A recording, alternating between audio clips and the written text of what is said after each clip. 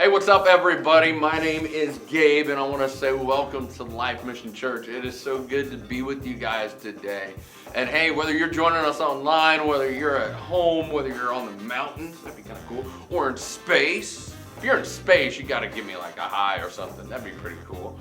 Like, have you heard like these, like they just like sent somebody up to space? Like, seriously, did you see that on the news? Like, anyway, I think that'd be cool if you're watching from space. We got people from Kansas, Ottawa, Olathe, all over. I want to say welcome. I'm glad that you are here with us. And man, we've got something good in store for you. But I want to talk to my fourth and fifth graders. Hey, if you are just now entering fourth and fifth grade, this is just for you. Coming up Friday, August 27th is our next Squad 45. And that is going to be at our Olathe campus from 6 p.m. to 8 p.m. You do not want to miss it. If you are in fourth or fifth grade, that's you. Make sure that you're there for Squad 45. And also tell your parents, because we have our Parent Connect, that we've got something for mom and dad, even grandma, your cousin Ray Ray. Like, cousin Ray Ray still hasn't returned my controller. What? I won't. Yeah, I don't need to talk about it. Okay. All right. Anyway, if you see cousin Ray Ray, tell him to return my controller. I know it's hard to play with two players if you only have one controller. I know, but okay. So you don't want to miss Squad 45 coming up Friday, August 27th. So it's like coming up. So that'd be this Friday. So coming up this Friday, Squad 45 at the Olathe campus. Do not miss it. Make sure that you're there. And my question for you, I always got a question for you, is have you started school yet? And if so, what's your favorite class? And what's the most interesting thing that's happened to you so far, even if you started school in just this last few weeks or so?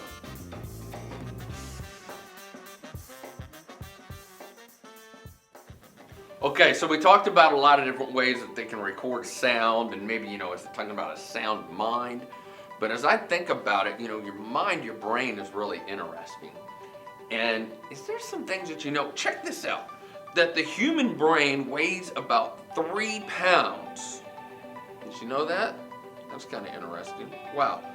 And if you compare our brain of similar size to other mammals, our brain is over 3 times larger.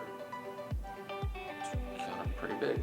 Oh, and that the brain is in constant use and needs about 20% of the energy needed to be going. That means like your brain's always going.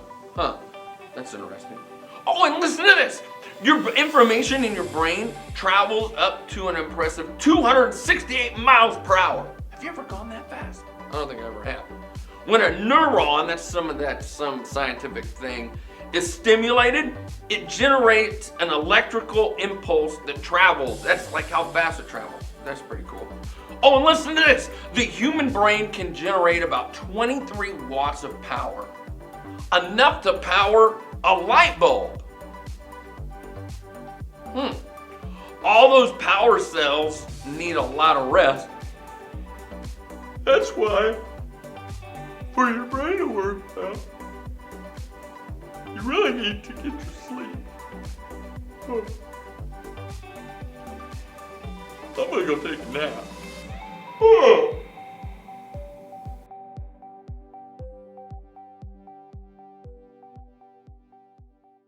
Okay, so there's a lot of interesting things you can hear when it comes to the brain, and there's just a few of them. But I want you to remember our memory verse. It's 2 Timothy 1:7. We've been talking about different parts of it. For God has not given us a spirit of fear, but of power and love and a sound mind.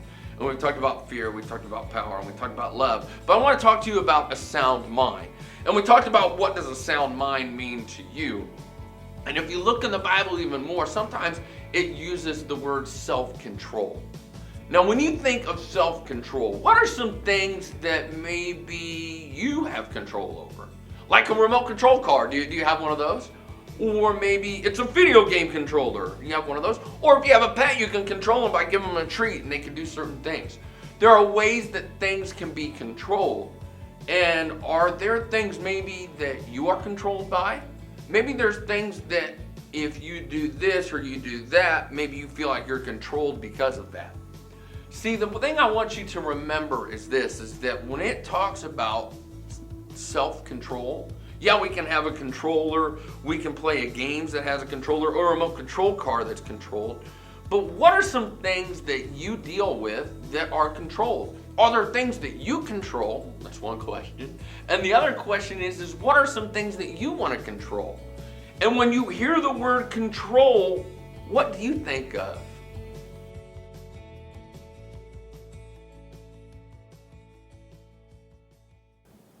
Now, I'll be the first one to admit, there's lots of things that I like to control. How many of you, if you have siblings or your parents, you maybe look and you're like, hey, I have the remote control. I want to watch this or I want to watch that. Like you really want to have control of the remote control. But what we're talking about is self-control. And how can we have self-control in our life? And just like it says in our memory verse, 2 Timothy 1:7, for God has not given us a spirit of fear, but of power and love and a sound mind, or self-control. And we think about that self-control. I realize that, yeah, there's lots of things that I want to control, and we talked about that. But yet the thing that we really have power of, and maybe your parents have told you this as well, is that you really can control yourself.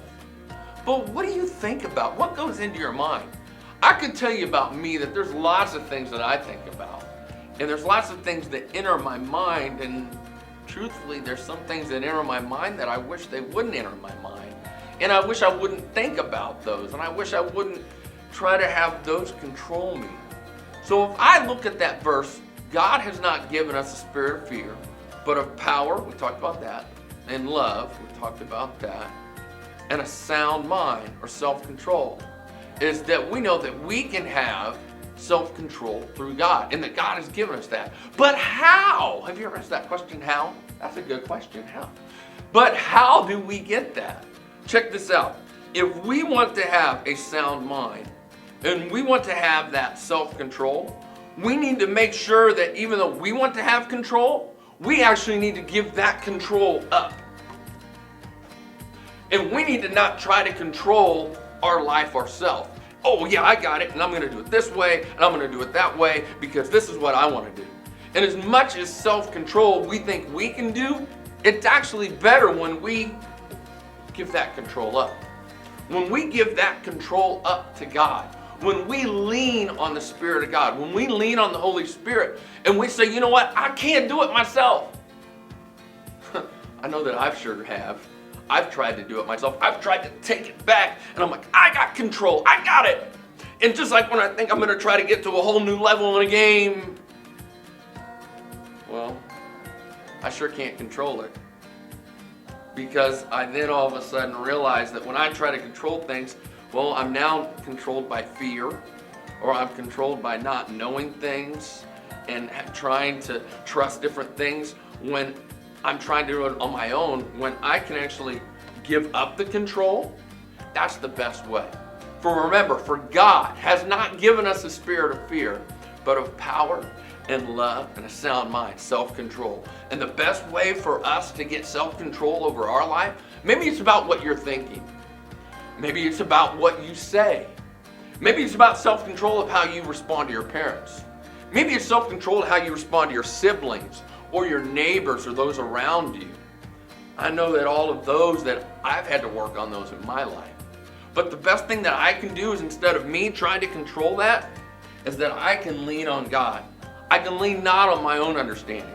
A Bible verse that we had a while back is trust in the Lord with all your heart and lean not on your own understanding. In all your ways acknowledge Him, and He will direct your path. Well, I know that in all my ways, if I can give up that self-control, because remember, for God has not given us a spirit of fear, but of power, love, and a sound mind / self-control. And if I want self-control in those areas, I know that I need to give that control up.